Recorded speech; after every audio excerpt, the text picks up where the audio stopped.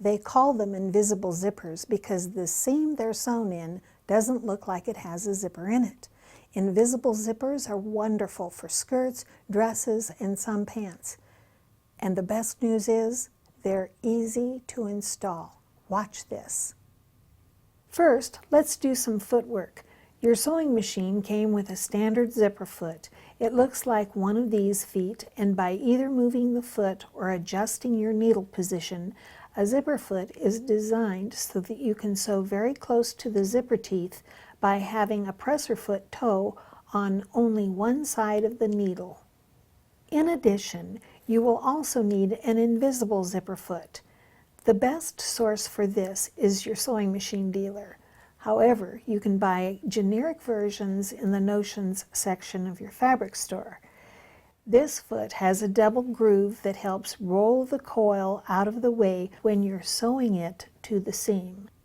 The reason you can't see this zipper from the face of the garment is that there is no top stitching, and the zipper coil rolls to the inside of the seam, turning the fabric with it.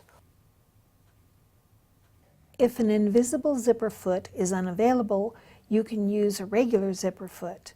Before sewing, open the zipper and press the coils flat. Sew close to the coils, but do not sew on top of them, as this can hinder the zipper from closing smoothly later. The method I'm about to show you is the one that Threads seamstress Norma Bucko uses.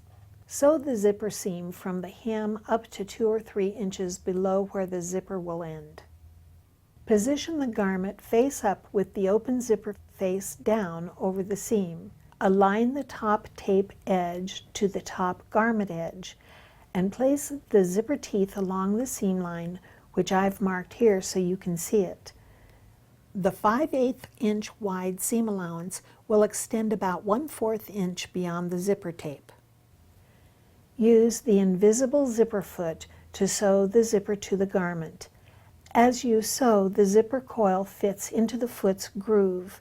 You can facilitate this by gently rolling the coil away from the tape while sewing. Repeat on the other zipper side. Close the zipper and use the regular zipper foot to sew the seam section that's still open below the zipper. Hold the zipper tape away from the foot as much as possible while you sew close to the zipper. Open and close the zipper a few times to be sure there are no spots that catch. Now that your zipper is installed, I'll show you how to finish the edge when it has a facing. This is usually at the neckline, but could also be at a faced waistline. You can use this same method with a lining. First, sew all of the facing pieces for the neckline together except for the seam that contains the zipper.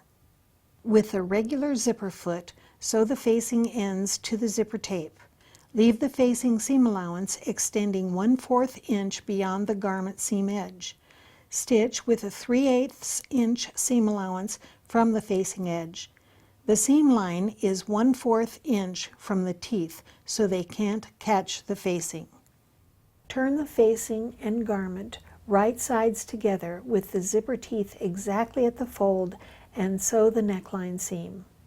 Trim, clip, and understitch around the neckline. Turn the facing right side out. Carefully press all the seams, and your zipper and neckline are beautifully finished. The invisible zipper has some other advantages. It's softer and more flexible than a standard zipper, so it curves to the body much more easily than a standard zipper does. This is the zipper of choice for most dressmakers, and I'm sure you'll like it too.